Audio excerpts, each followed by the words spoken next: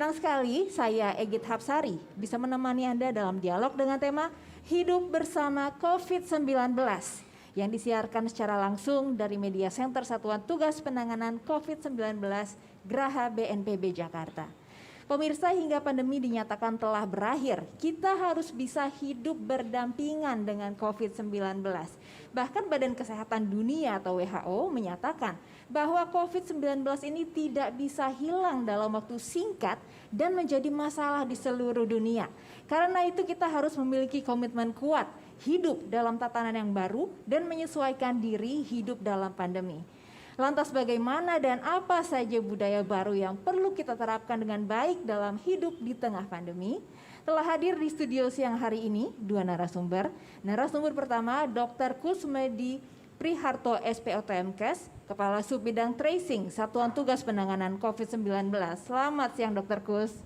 Selamat siang, Assalamualaikum warahmatullahi wabarakatuh. Waalaikumsalam warahmatullahi wabarakatuh. Gimana kabarnya Dr. Kus?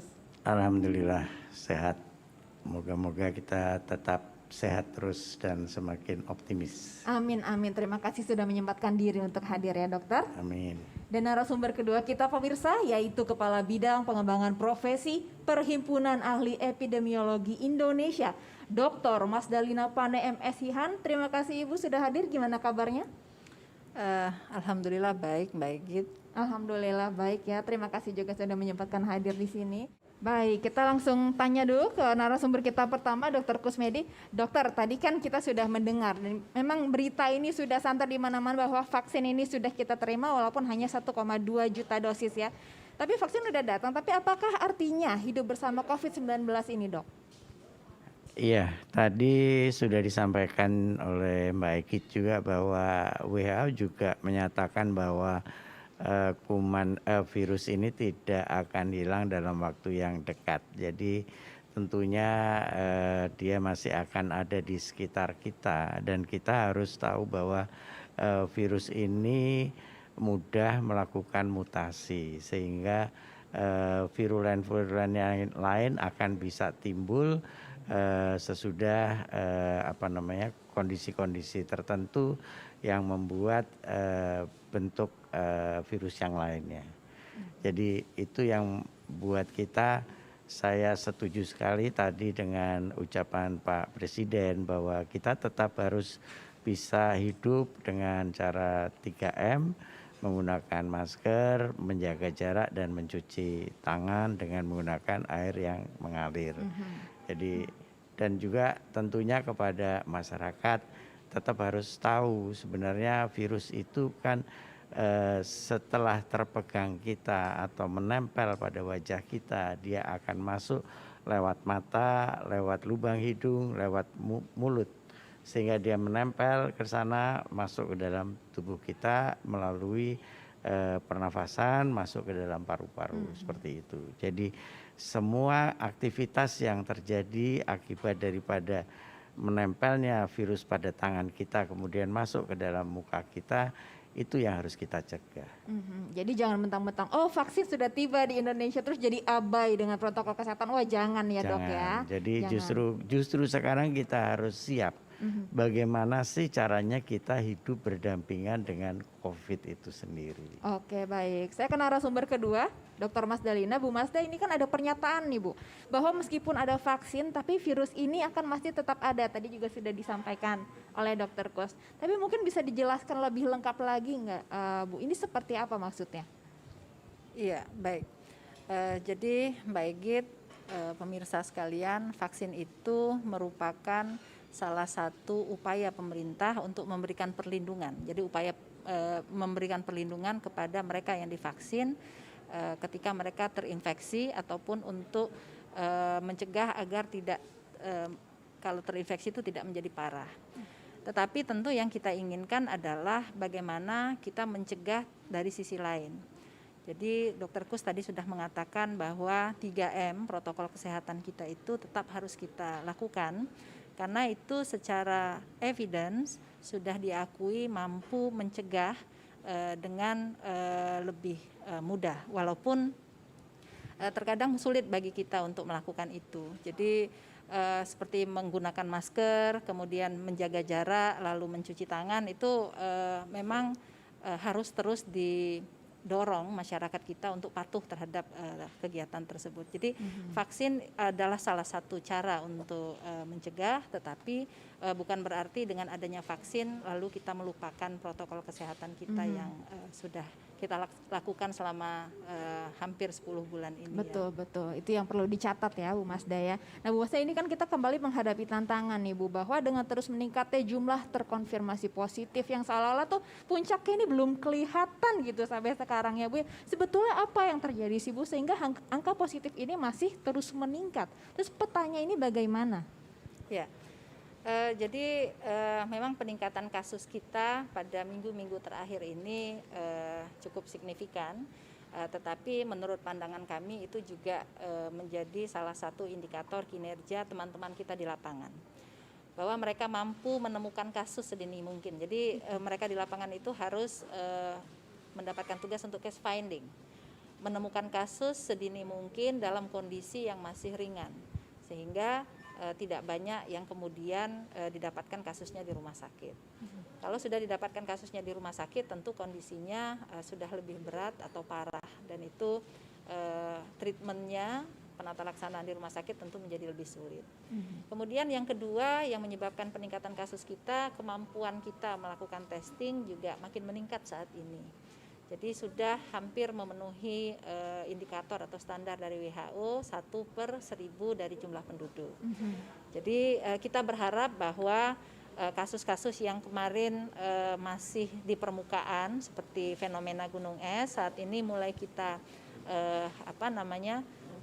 deteksi lebih banyak, sehingga yang akan ke rumah sakit itu akan lebih sedikit karena sudah lebih dulu ditemukan dalam kondisi dini. Baik. Kemudian yang ketiga, di subbidang tracing juga ada program kontak tracing. Kontak tracing itu kita melakukan pemantauan, jadi mencari sebanyak mungkin kontak erat lalu melakukan pemantauan selama 14 hari. Nah, terkadang pemantauan ini yang kemudian menghasilkan kasus-kasus baru, ya, disebut klaster dalam keluarga, sehingga jumlah kasus juga akan meningkat. Tapi tidak masalah sepanjang dia dalam kondisi yang ringan dan bahkan tanpa gejala, supaya tidak sampai harus ke rumah sakit gitu. Jadi tidak apa-apa jumlah kasus kita itu banyak, tetapi jangan sampai angka kematian kita kemudian menjadi tinggi karena terlambat untuk dideteksi di awal. Oke, 3T itu tetap harus berjalan ya, Bu Iya, ya. 3T tetap Testing, harus berjalan. tracing dan juga treatment. Treatmentnya. Tapi apakah ini ada korelasi mungkin dari masyarakat sendiri dengan hiruk pikuknya vaksin sudah tiba, lantas kepatuhannya menjadi menurun, sehingga angkanya terus menanjak yang positif? Ya, yang perlu kita ketahui juga bahwa vaksin saat ini adalah vaksin untuk kondisi emergensi, bukan untuk kondisi normal. Karena itu kita juga masih menunggu putusan dari Badan POM untuk mengeluarkan emergency use authorization. Artinya vaksin itu tidak diberikan untuk seluruh masyarakat, tapi diberikan kepada kelompok-kelompok yang berisiko. Yang pertama tentu yang risikonya lebih tinggi adalah tenaga kesehatan, karena mereka yang terus kontak dengan mereka-mereka yang terkonfirmasi maupun yang belum diketahui tetapi memiliki gejala, suspek kita menyebutnya. Kemudian yang kedua, mereka-mereka yang melakukan pelayanan kepada masyarakat, artinya bertemu orang lebih banyak. Lalu yang ketiga juga dilakukan kepada mereka yang memiliki mobilitas yang tinggi. Jadi ini bukan untuk seluruh rakyat, sehingga karena ini kondisinya emergensi ya. Iya, Jadi prioritas pemerintah tentu kepada mereka-mereka yang memiliki risiko untuk melindungi. Jadi melindungi diri para petugas-petugas kita. Oke. Nah, Dokter Kus, ini kan tadi kan kita sudah membahas bahwa virus ini bisa jadi akan terus ada bersama kita. Dan kita pun harus menyesuaikan diri untuk hidup bersama COVID-19 ini. Tapi bagaimana langkah-langkah yang harus kita lakukan supaya bisa menyesuaikan diri itu, Dok?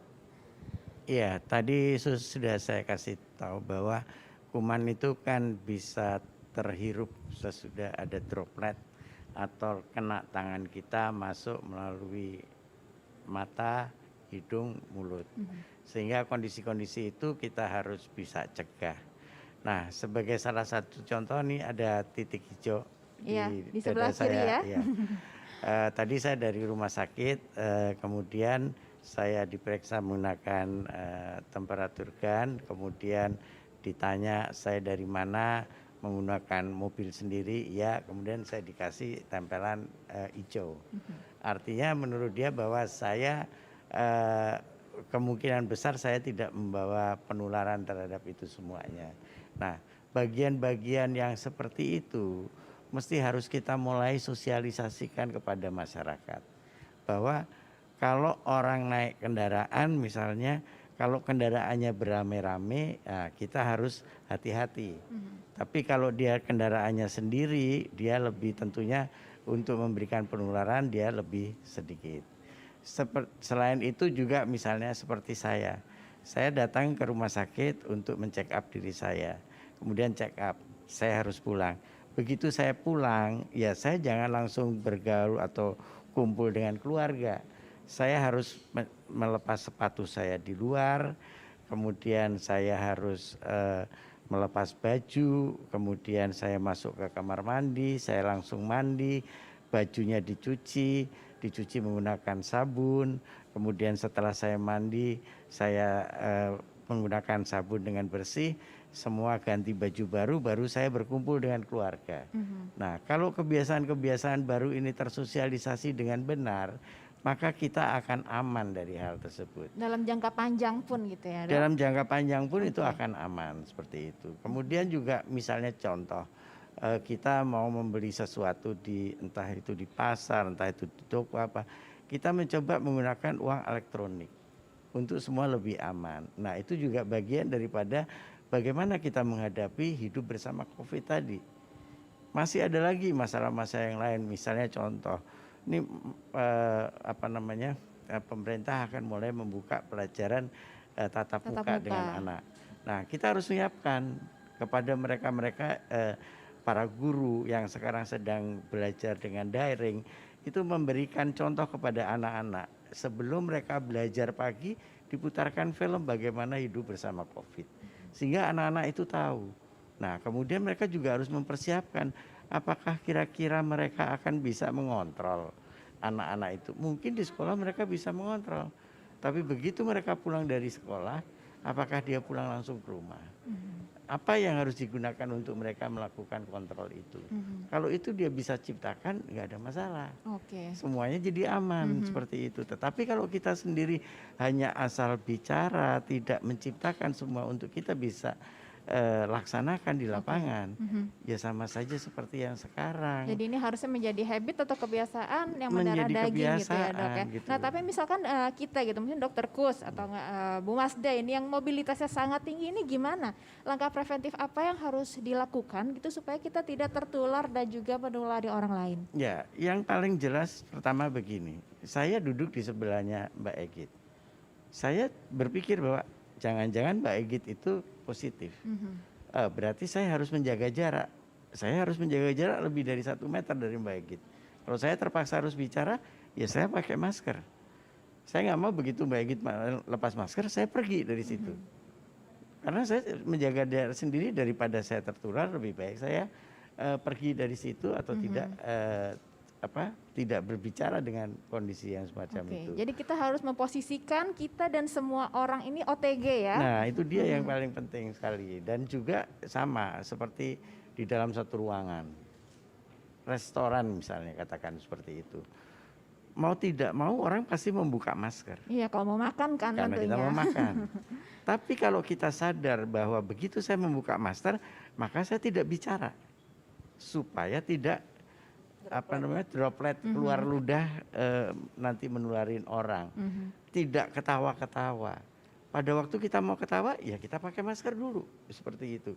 Kita nggak dekat-dekat, kita nggak usah cium-ciuman, kita nggak usah bersalaman, karena semua kemungkinan besar akan terkena. Sama seperti kita tadi, ketika sedang mau memulai, ruangan ini didisinfektan semua, kursi disemprot, saya disuruh membersihkan diri saya sendiri untuk itu. Nah, itulah sebagai kebiasaan-kebiasaan bagaimana kita hidup bersama COVID. Oke, semoga ini habitnya jangka panjang ya. Nah, Ya. Bu Masda, ini kan di era yang serba canggih ini kita tentunya menerima banyak sekali arus informasi. Tapi sayangnya informasi itu nggak semuanya akurat ya Bu ya. Tapi gimana sih kita mungkin sebagai masyarakat gitu bisa memfilter mana informasi yang bisa dipercaya dan kurang akurat atau bahkan hoax? Iya. Jadi sebagai negara demokrasi tentu kita tidak bisa menahan arus informasi yang Betul. mengalir ke masyarakat. Beda dengan negara-negara sosialis atau komunis yang sumber informasinya hanya satu dari pemerintah, begitu ya.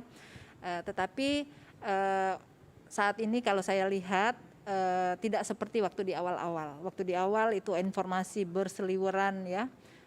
Sampai masyarakat sendiri bahkan kita juga bingung ini mana yang benar mana yang tidak. Maka pemerintah sendiri sebenarnya kalau untuk informasi sudah membuat berbagai kanal untuk memberikan informasi pada masyarakat. Satgas juga saya yakin Seperti sudah yang kita lakukan ini sudah ya Bu. sudah membuat itu. Tetapi kepada masyarakat sendiri kita menyarankan untuk tetap mencari informasi dari media-media terpercaya. Karena media-media yang terpercaya itu tentu para wartawannya, para pencari beritanya memiliki kaidah-kaidah sesuai dengan bagaimana etika jurnalistik yang benar. Jadi mencari informasi itu tidak kemudian diterima begitu saja. Jadi ada mekanisme untuk recheck. Benar nggak sih kalau dapat satu informasi kemudian mencari informasi pembanding. Apakah yang saya baca ini benar? Kemudian jangan cepat menggunakan jempol untuk sharing begitu ya. Jadi itu juga harus difikirkan dengan baik supaya berita-berita yang tidak begitu benar itu tidak tersebar dengan cepat. Saya kira begitu. Tapi apakah dari Bu Masda sendiri melihat mungkin ada information gap gitu mungkin yang diterima oleh masyarakat, mungkin ada yang tidak masyarakat ketahui sehingga ini tuh seolah-olah belum terlihat gitu puncak dari gelombang satunya? Iya, kalau puncak dari gelombang satu itu kan bicara tentang jumlah kasus yang kita temukan begitu ya. Apakah itu kemudian berkorelasi dengan informasi yang diterima oleh masyarakat, itu kita belum analisis sampai sedalam itu. Tetapi setidaknya masyarakat itu sudah terpapar cukup lama dan cukup banyak. Dan masyarakat sendiri juga sudah tahu sebenarnya apa yang harus dilakukan. Hanya saja saat ini kita mencoba untuk semua kita melakukan tindakan persuasi kepada masyarakat kita. Mendidik masyarakat juga merupakan salah satu fungsi pemerintah, juga fungsi teman-teman yang ada di satuan tugas. Mendidik mereka tentu dengan tindakan-tindakan yang persuasif. Juga memberikan akses kepada mereka agar bisa mendapatkan sesuatu yang diatur oleh regulasi, misalnya masker, harus pakai masker. Pakai masker itu kan kalau masker yang sesuai standar itu tidak mudah dan tidak murah begitu ya. Karena itu pemerintah juga sebaiknya memberikan akses yang luas untuk masyarakat bisa memperoleh masker itu dengan harga yang murah dan mudah didapat. Oke. Karena satu hari kita butuh masker tidak hanya satu ya. Apalagi yang mobilitasnya tinggi Apalagi ya. mobilitasnya tinggi. Jadi per 4 jam kita harus ganti masker begitu ya. Kalau masker bedah itu kalau di satu hari kita harus beli 3-4 kali itu lumayan bagi masyarakat yang terutama yang menengah bawah. Jadi saya kira akses untuk mereka juga harus diperhatikan oleh pemerintah. Akses yang penting ya. Nah Bu, ini kan semua orang ini nggak pandang bulu ya, berpotensi untuk terpapar virus COVID-19 ini. Tapi apa pada akhirnya nanti Indian gitu, kita semua umat manusia di dunia ini akan terinfeksi juga? Ya, kalau menurut konsep herd immunity itu imunitas atau kekebalan kawanan ya, satu grup gitu ya. Artinya kalau dalam satu rumah ada satu yang terkena, kemudian dia menginfeksi yang lain, sepanjang kondisinya tidak berat, sebenarnya ada antibodi yang dibentuk begitu ya. Pernah ada waktu di awal-awal satu prediksi, berapa sih jumlah kasus yang harus ada sehingga Indonesia ini menjadi herd immunity. Jadi itu imunitas alamiah yang diproduksi sendiri oleh tubuh kita. Kalau vaksin kan imunitas yang pasif yang kita masukkan ke dalam tubuh kita. itu cukup mengerikan juga angkanya sampai 80 juta. 80 juta Iya, yang Pak harus Iwan. terinfeksi. Iya, jadi 80 juta terinfeksi baru kemudian kita se-Indonesia bisa herd immunity. Nah kalau kita hitung lagi, waduh kalau begitu nanti kelompok yang vulnerable, yang berisiko, Punya yang comorbid, memiliki gitu. yang comorbid itu berapa persen dari penduduk kita? Karena Pak Kus sebagai mantan kepala dinas tentu tahu tentang peta penyakit tidak menular kita ya Pak ya, cukup besar penyakit tidak menular kita yang menjadi komorbid. Nah itu yang sebenarnya tidak kita inginkan dan itu cukup berbahaya kalau kita biarkan begitu. Karena itu kita mencoba untuk kasus ini jangan terlalu banyak karena mereka juga akan membebani rumah sakit untuk penanganannya begitu. Begitu ya. Nah, Dokter Kus, ini kan kita kalau lihat situasi terkini di Indonesia, penyebaran COVID-19 ini semakin masif ya, angkanya semakin melonjak ini. Tapi kalau kita lihat rasanya tuh nggak ada ujung pangkalnya gitu, Dok. Tapi vaksin ini kan sudah di depan mata ya, Dokter Kus ya. Tapi bagaimana sih, Dok, baiknya kita tuh berperilaku walaupun vaksin ini sudah datang, sudah ada di depan mata? Ya, tadi kan disebutkan bahwa vaksin di Indonesia ini sebagai emergensi ya, langkah emergensi untuk pencegahan. Semua akan terjadi dengan kombinasi saya rasa ya, antara vaksin yang diberikan tadi, kemudian nanti juga ada mereka-mereka yang terkena akhirnya menjadi herd immunity seperti itu, dan tentunya vaksin ini kan tidak diberikan sekaligus kepada seluruh masyarakat Indonesia. Artinya masih ada orang-orang yang tetap harus bisa menjaga diri untuk tidak tertular kuman itu sendiri. Nah, tadi sudah dibenari disampaikan bahwa vaksinasi ini adalah upaya untuk mencegah kecepatan penularan daripada penyakit ini ke seluruh masyarakat Indonesia, supaya kalau terjadi herd immunity itu tidak tiba-tiba melonjak. Kalau tiba-tiba melonjak, mana kasusnya dia semua berat, rumah sakit tidak mampu menampung, petugas kesehatan juga tidak mampu untuk menampung itu sendiri. Ngomong-ngomong lonjakan, ini kan di Desember ya, Dok ya? Iya. Nah, nanti kan akan ada liburan akhir tahun nih, cuti bersama. Kalau kita lihat pengalaman dari bulan-bulan lalu, ini kan cuti bersama, long weekend ini selalu jadi pemicu lonjakan kasus. Bagaimana, Dok, nanti ini kita menghadapinya? Saya sudah beberapa kali menyampaikan juga bahwa kami orang-orang kesehatan ini tidak bisa sendiri untuk menyelesaikan masalah COVID. Kami butuh bersama-sama gotong royong, kami butuh partisipasi masyarakat yang sebagai garda terdepan, mereka bisa menjaga untuk dirinya sendiri agar dia tidak tertular seperti itu. Nah, kalau memang dia bisa melakukan itu, kita bisa bekerja sama, kita bisa saling menjaga. Bagaimana caranya? Kalau kita lihat beberapa daerah itu peningkatannya cukup masif, tetapi mereka tidak panik, karena mereka bilang nggak apa-apa kita ketemu, tetapi semua bisa dikontrol. Artinya tidak dengan penyakitnya menjadi berat, dia ketemu pada kondisi yang awal. Kemudian dia juga mungkin OTG yang seperti itu, sehingga pada waktu sembuh dia imunitasnya tumbuh, kemudian tidak jatuh kepada yang berat seperti itu. Oke, terima kasih, Dok. Nah, ini saya ke Bu Marsda dulu. Mungkin terakhir singkat aja untuk Bu Marsda, ini adakah Bu strategi besar gitu yang kita siapkan gitu untuk mengatasi terus meningkatnya kasus positif di Indonesia? Baik. Sebenarnya di buku pedoman pencegahan dan pengendalian pandemi COVID-19 itu sudah ada beberapa strategi. Jadi strateginya itu sebenarnya kalau kita lihat Mbak Egit, apakah COVID-19 ini terjadi di seluruh Indonesia? Kasus memang iya, tetapi kasus-kasus yang banyak itu terjadi hanya di saat ini 10 sampai 16 provinsi. Kemudian juga dari provinsi tersebut ternyata tidak seluruh kabupaten juga mengenai itu. Jadi sekitar 50 sampai 60 kabupaten. Jadi andai kata saja kita bisa fokus pada wilayah-wilayah tersebut sambil tidak melupakan wilayah yang yang kasusnya sedikit.